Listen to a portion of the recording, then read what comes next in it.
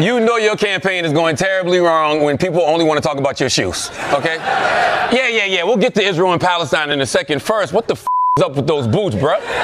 Now I know why DeSantis is in that huge fight with Disney.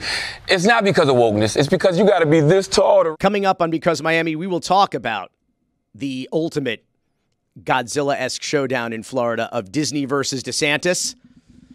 I'm waiting on the bell. Sound effect. Yeah. We always talk about the carts before we do them. But yes, Roy, it's true that FBI Director Christopher Wray said this week that anti-Semitism is reaching historic levels in the U.S. As the war between Israel and Hamas intensifies. Our statistics would indicate, the FBI director says, that for a group that represents only 2.4% of the American public, they account for something like 60% of all religious-based hate crimes.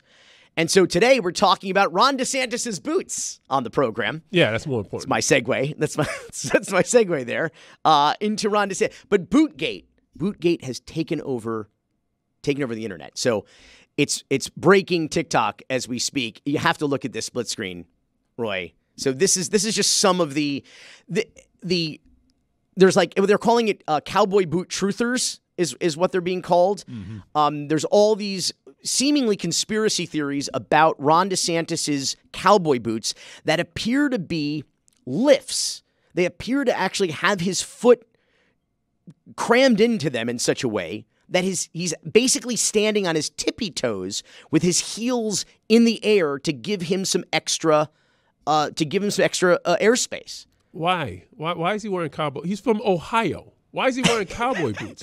Well, it's kind of the pudwhacker from Jacksonville or Dunedin, the pudwhacker from Dunedin. Oh yes, Dunedin. Yeah. But you have to. So this is people have been posting these diagrams and conspiracy theories to show where his bones should be, like on his legs, and why he's all out of proportion. So Politico, God bless them, Politico published this amazing article. The headline is, 3 expert shoemakers say Ron DeSantis is probably wearing height boosters. This article is unbelievable. Roy, they examine the available video and photographs like the Zapruder film.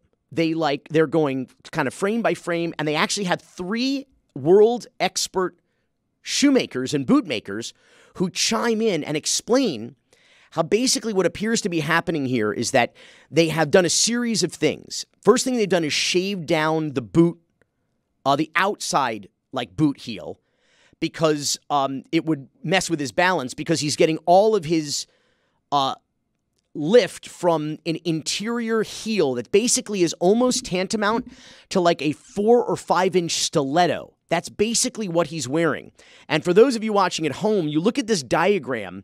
They have a close-up of Ron DeSantis' boots when he's sitting on a stool. And shoemaker Nicholas Templeman notes that there's this weird wrinkle in the shaft of the boot, suggesting that his ankle is sitting up high.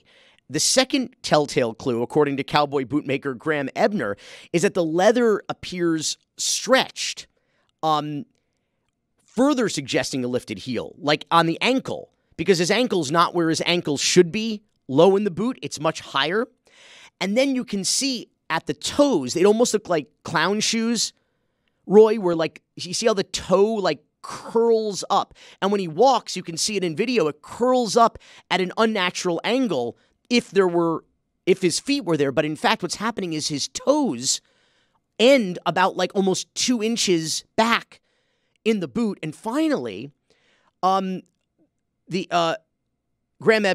Ebner, the cowboy bootmaker, believes that there's a knot in the side of the shoe that looks very unnatural, is coming from his toe. You could see where his right toe is pressing against the inside of the boot, and his toe is obviously not at the tip of the boot. It's set back several inches, but they talk about the degrees at which his heel is, and how the ankle is unnaturally kind of warped. They also talk about how the shaft of the boot on cowboy boots, they're supposed to fit properly, almost form-fitting against your calf. And here they're very wide, and they say they're pressing against the leg of his pant leg.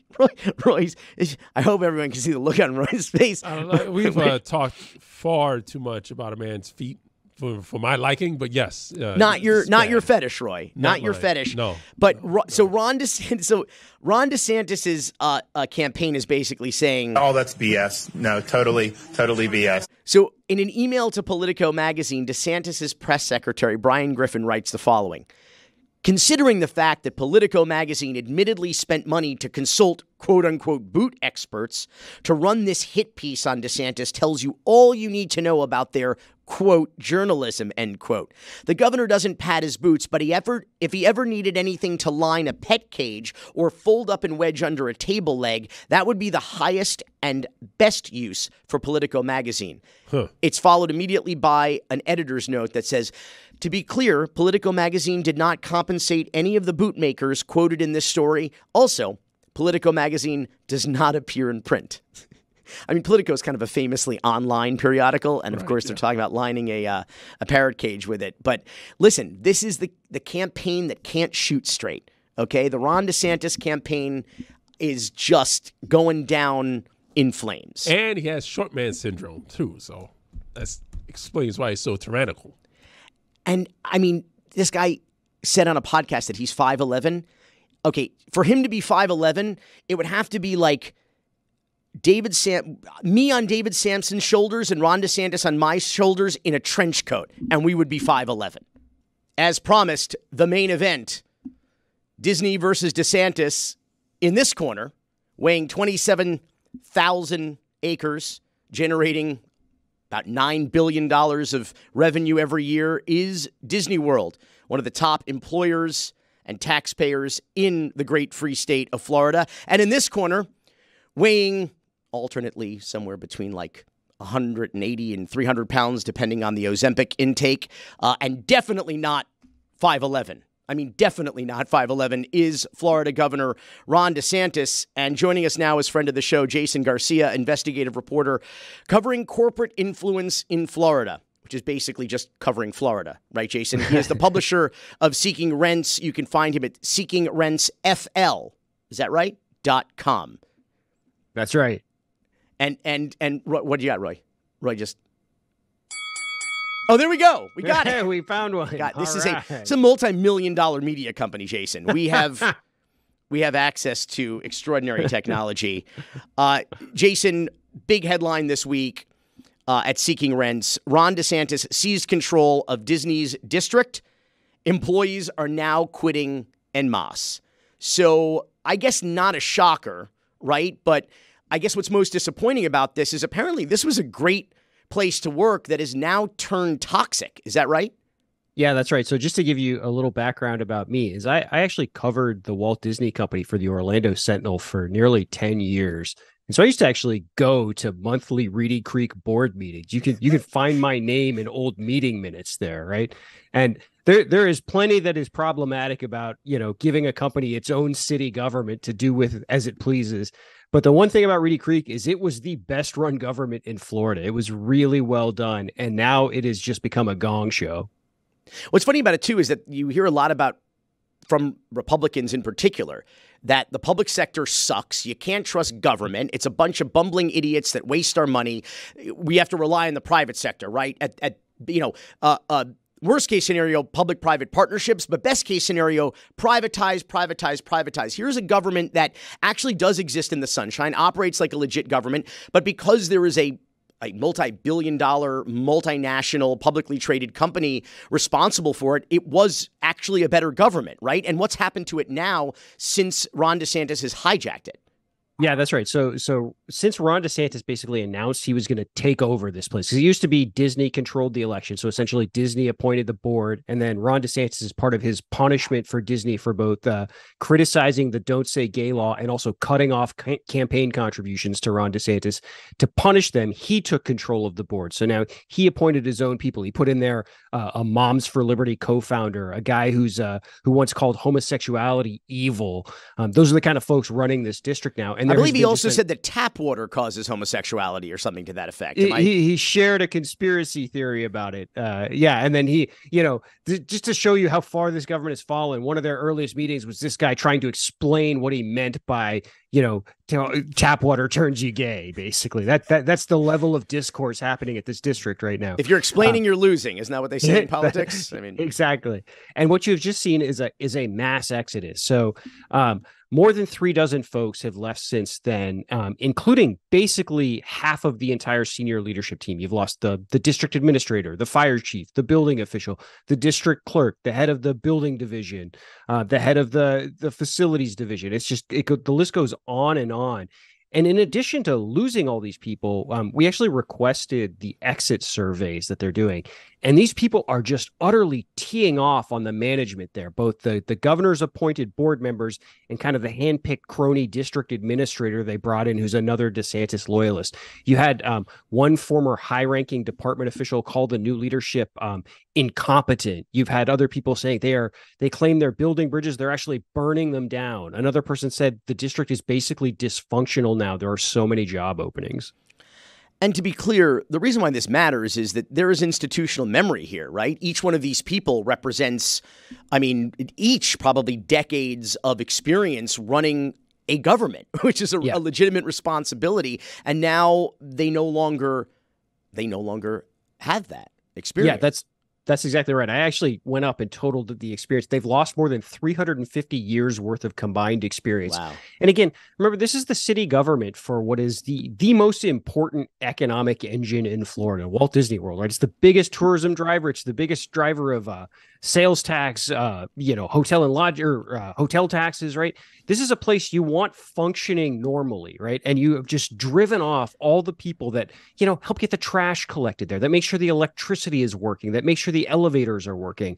It's just a really dumb place to be playing politics. And while we're on this subject, I want to talk about the latest in the lawsuit of Disney versus DeSantis. There were some developments this week involving a motion to dismiss on the part of Ron DeSantis in the state of Florida and Disney's rather intense response to that. And I want to say the model here in Florida, particularly when it comes to education and just about everything on the part of the Republican supermajority for almost 23, 24 years, nearly a quarter century, has been to privatize, subsidize, and brutalize, which is to say privatize these otherwise public functions like education, subsidize, meaning we're pumping our tax dollars into these private companies or charter schools or whatever they may be.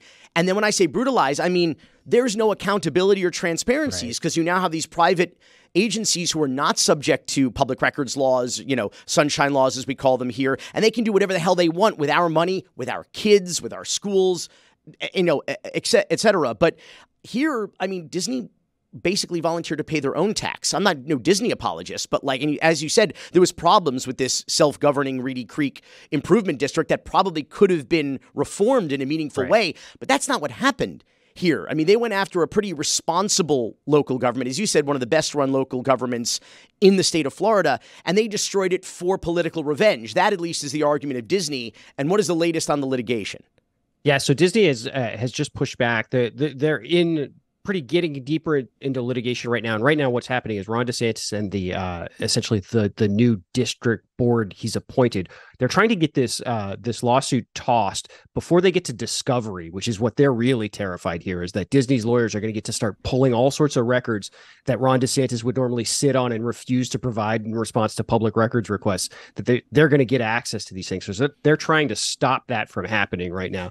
And Disney has come back with a pretty powerful argument that basically says, listen, if they get away with this, which is like as clear a day as you can find of punishment, free speech punishment, right? This is entirely because Disney spoke out against the Don't Say Gay law and stopped making campaign contributions, and then they punished them, right? That if you allow this to go forward, then think about what they can do to everybody else, right? Companies that aren't Disney, individuals that aren't Disney, right? So there's an enormous precedent at stake here, and Disney's really hammering that point home to the court. Things aren't going so well for Ron DeSantis on the campaign trail.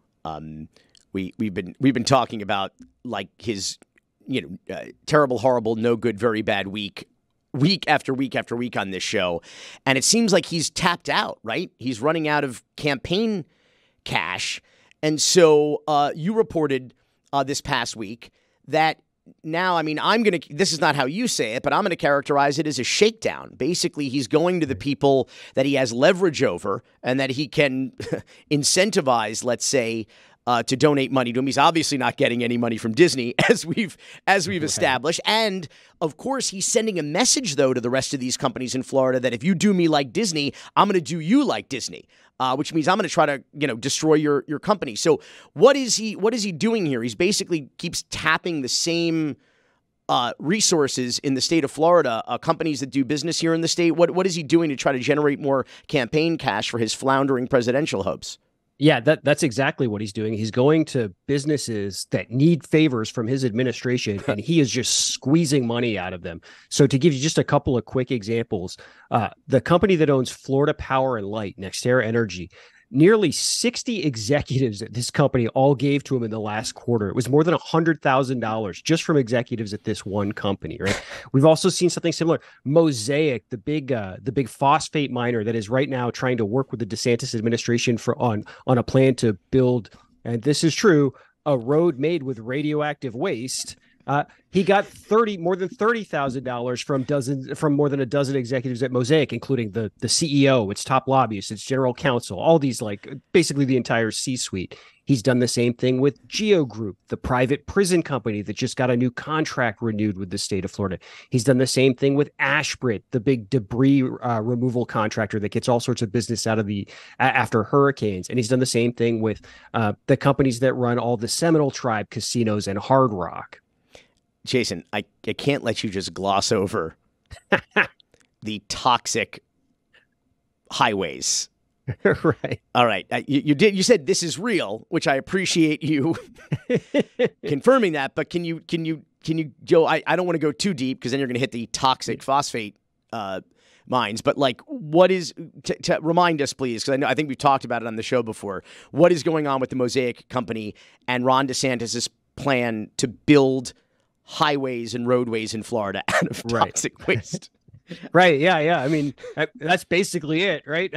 Mosaic is a phosphate miner, and it turns phosphate rock into fertilizer at chemical factories, and that chemical process produces this toxic byproduct called phosphogypsum, but it's mildly radioactive, and you can't use it for anything, right? Because again, it's radioactive, so it just gets piled into these stacks. And so this year, Mosaic got the Florida legislature to pass a law and Ron DeSantis to sign this law that allows it to test the use of this stuff as basically like the roadbed material in roads. And so they're trying to build a test road, and they're working with the DeSantis administration directly on it. So you can see, like, you might have some concerns about this company giving tens of thousands of dollars to Ron DeSantis at a time when he is desperate for cash, when it's going to be up to Ron DeSantis to decide, like, how much toxic waste he gets to put into its road. All that's BS. No, totally BS. To be clear, this is a company that produces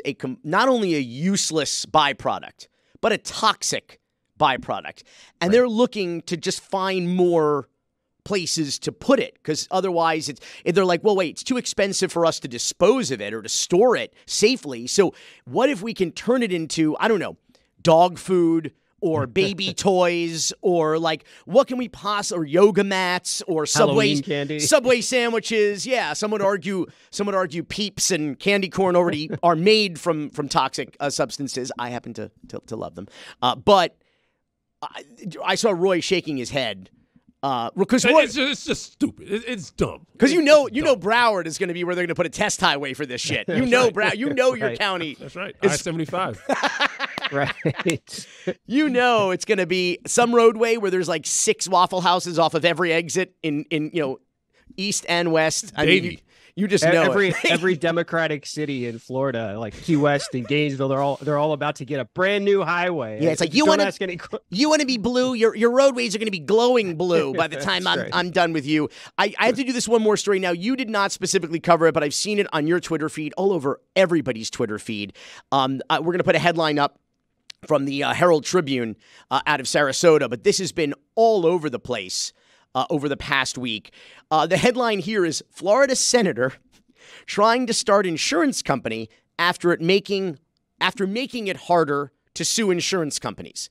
I mean, basically, what we talked about this on the show. We talked to John Morgan, of all people, who was obviously dramatically affected by these new laws that the Florida legislature passed. And basically what they did was you explain it, Jason. They made it harder to sue insurance companies, not only to sue insurance companies, but to basically compel insurance companies to pay up on the policies that they wrote and that we have been paying for. And now the same legislators who passed these laws immediately started passing around a prospectus for a new company that's like, hey, we just created this. We legislated our way into this opportunity. Let's exploit it. What the hell is going on, Jason? It's war profiteering is what you're seeing out of Tallahassee. Although, believe it or not, this is actually worse than you think it is. Oh, good. Yeah. Just in case you were like talking yourself into being okay with it. One of the things they did in that bill, in addition to making it virtually impossible to sue an insurance company that won't pay a claim, they also did a bunch of stuff that essentially forces people, if you're in Citizens right now, the state's insurance company, they made a bunch of changes that will force you to leave Citizens and take higher priced offers from private insurers. They call them takeout policies. And they're basically going to force like tons of people in Citizens to go pay a lot higher prices for worse insurance from the private market.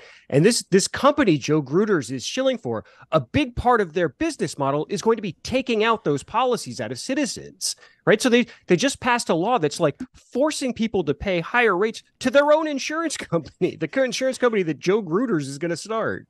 Joe Gruters, to be clear, is a Florida state senator, an ally of Donald Trump.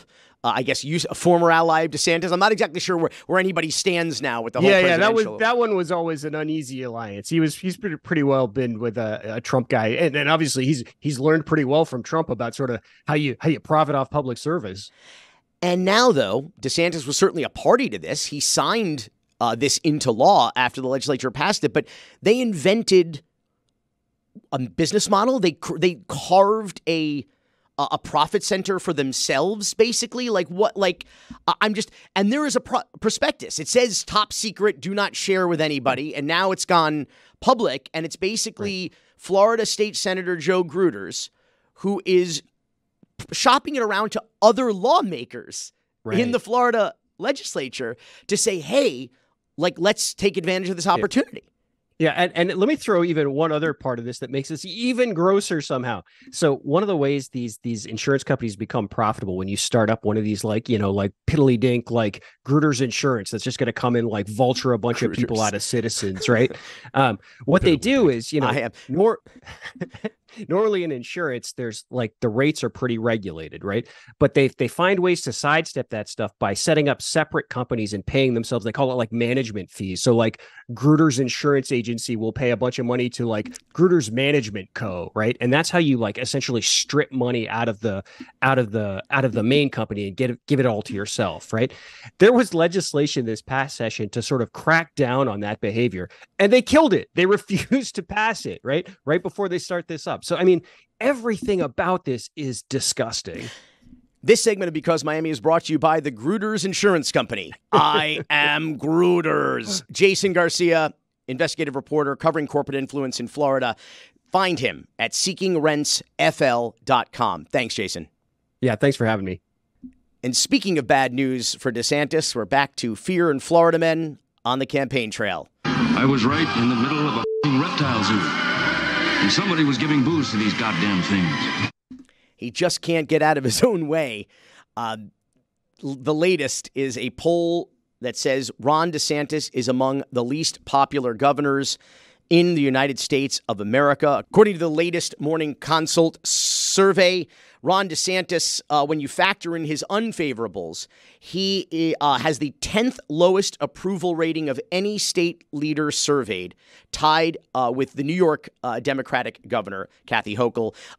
He's at 51% approval and 45% disapproval. But you've got other Republican governors like Vermont's Phil Scott at 83% approval, 14% disapproval, and New Hampshire's Chris Sununu with 67% approval and 45% disapproval. So this myth that he is like America's governor is right up there with the myth that Rudy Giuliani is America's mayor. Like it's just his whole. Roy is cracking up. Which America are we talking about here? Cracking up. It's right not mine. Now. Well, I think we know exactly whose America that is here in the free state of Florida. Lisa Zayas is the Latina Communications Director for Florida Watch. And Lisa, every week we talk about Ron DeSantis and his terrible, horrible, no good, very bad week. Nothing but bad headlines. And in fact, this headline from Mark Caputo at The Messenger with the actual phrase, another PR disaster in the headline. And this is from yet another bad poll, the Iowa poll, which shows that really he is basically not or barely running in second, that a lot of people are not responding well to him or his campaign on a national level.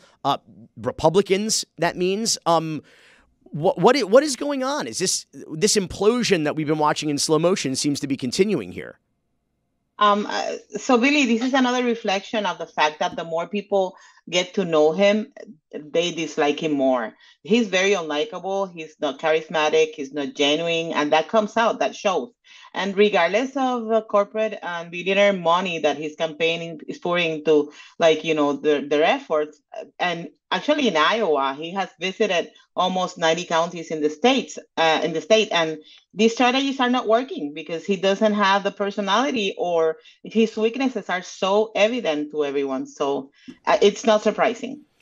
To be clear, earlier this week, this Iowa poll came out, which showed that DeSantis has lost 3 percentage points in 2 months.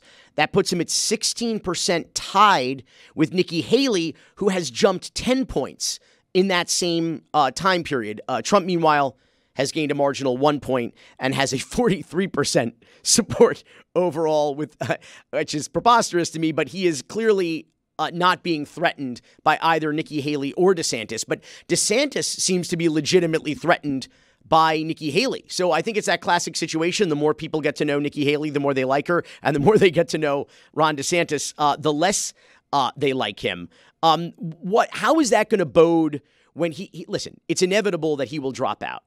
I mean, at this point, he's just sort of like the understudy waiting in the wings for Trump to, flee the country or go to prison. But I don't even think he is going to be the anointed successor at this point. It's much more likely it'll be, a Nikki Haley kind of character. Now, with Mike Pence out of the race, I think it's only a matter of time. Maybe it'll be Iowa. Maybe he can last that long, although he is running out of money, the DeSantis campaign. My question is, what happens when he comes back to Florida? There's conventional wisdom that says that that the lawmakers will distance themselves from him, but I don't know about that. I think that's probably what's going to happen. We see that, in their expressions recently, like what we've heard.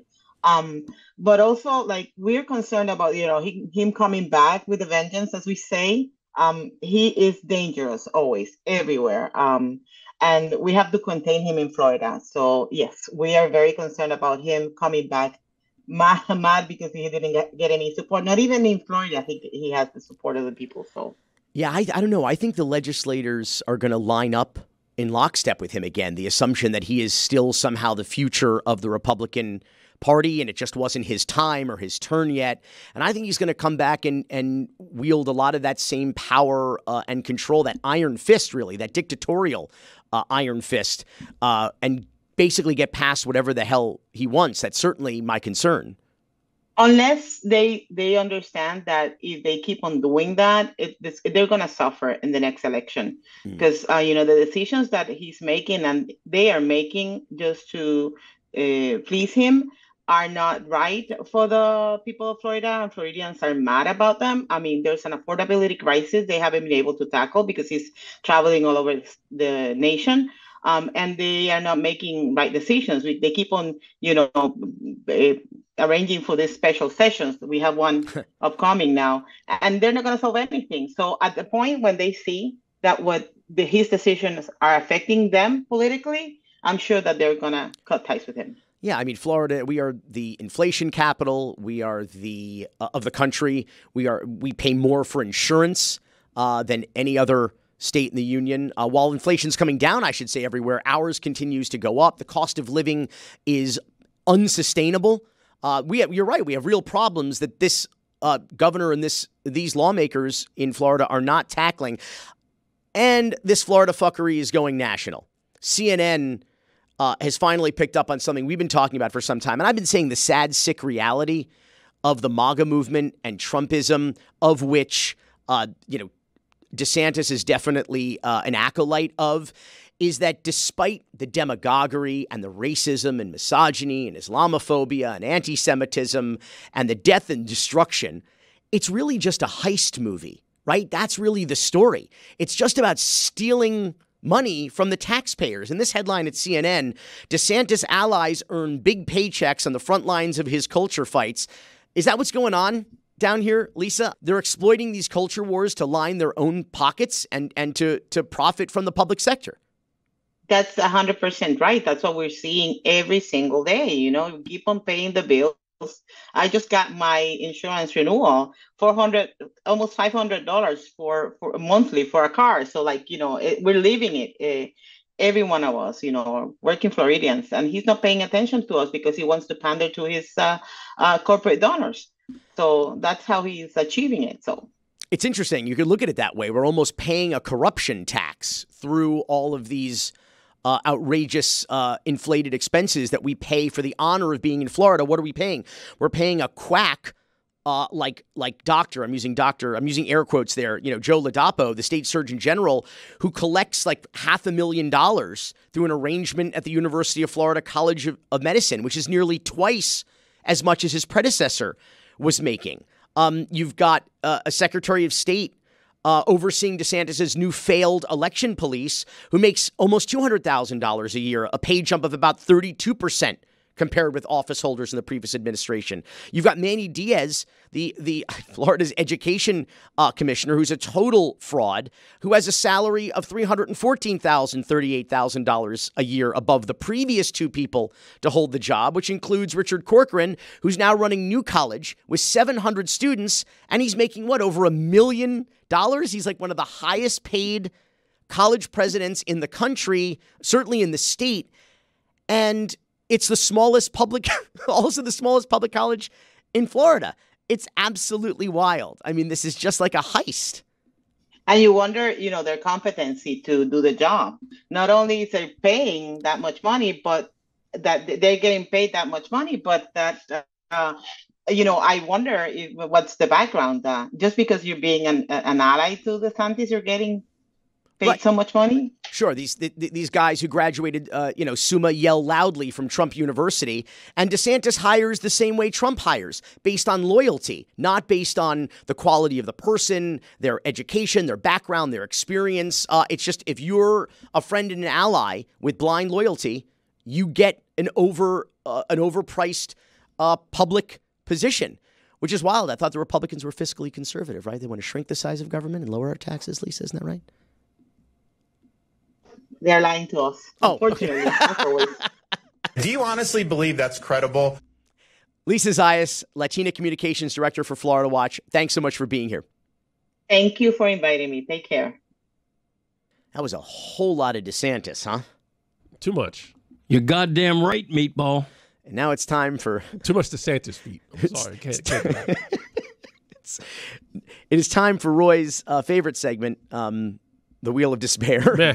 The weekly Wheel of Despair. That's because that is your default emotion, Roy. Meh? Despair, I was going to say. But yeah. Well, you alternate between resting meh face and despair. Yeah, I'm bipolar. Yeah, exactly.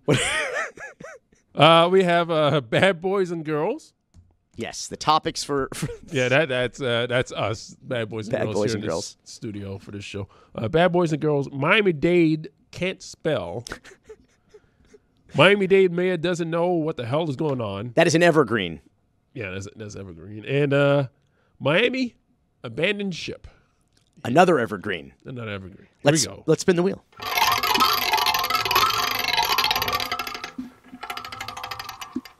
Miami-Dade can't spell. This is so pathetic. So the Miami-Dade County government, the commissioners, passed this thing where they put banners all over the town for various events and holidays. In this case, it's Veterans Day. So each of the 13 commissioners gets in their district these banners commemorating Veterans Day that say Happy Veterans Day. It has their name on it. It has Miami-Dade Mayor Daniela Levine Cava on there, Cruella Levine Cava, as we call her in this program. So on this banner, Roy, there are no less than 3 mistakes. Starting at the top with the American flag, where flag etiquette requires the stars to be on the left, the stars are on the right. Then as you go down, it says Happy Veterans Day, and veterans is spelled wrong. It says veteran apostrophe S as opposed to, it's not just only one. It's not only just one veteran. It's not just one veteran. It's all the veterans. It is veteran with an veterans with an S. This day belongs to this veteran. I don't know. Do they alternate every year which veteran gets honored on veteran apostrophe S's day? Depends on the state, yeah. And lastly, there is clip art, Roy, of like a white silhouette of 3 fighter jets. And it turns out, according to military experts, the jets appear to be Russian, jets and not American jets. That explains it. I think we should just move right along here. Okay, Spin the here we wheel. go.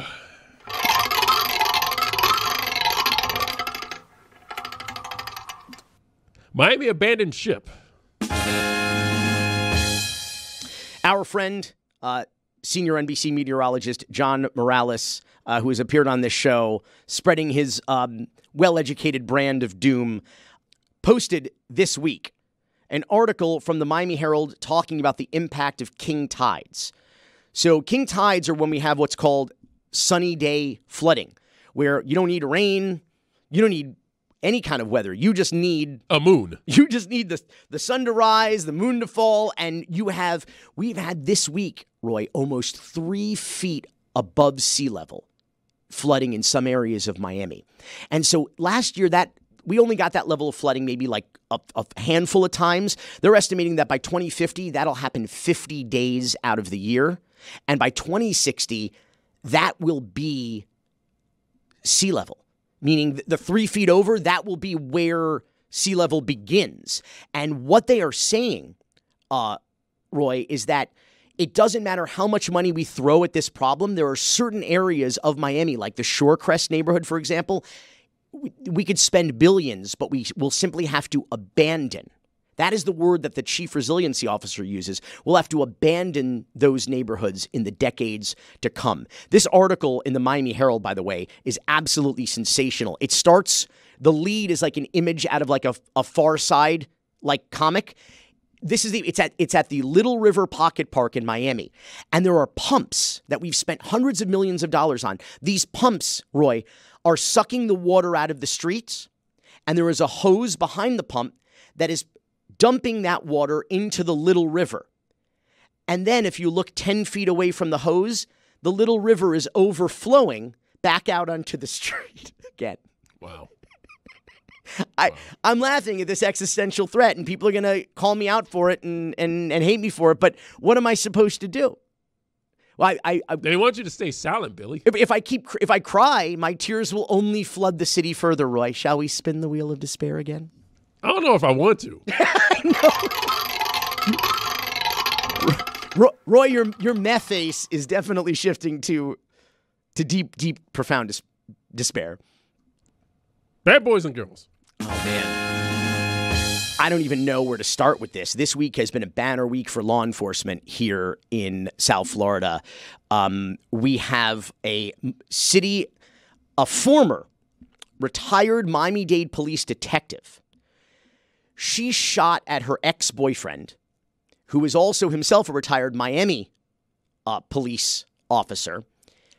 Then she ran and barricaded herself into a house where she had a 12-hour standoff with a SWAT team, continued to fire, and then they finally stormed the house.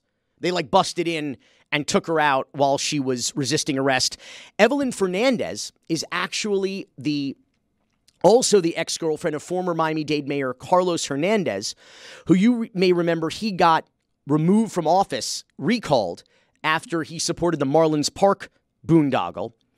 And then he started to compete in these like local over 60, like Mr. Universe style competitions where he got all roided up and buff. He greased himself. He like painted himself orange and greased himself up.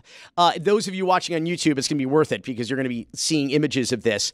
And then he got busted a few years ago in shackles for domestic violence against this woman, Evelyn Fernandez, who is now herself under arrest for this standoff. But that's not all. There's more.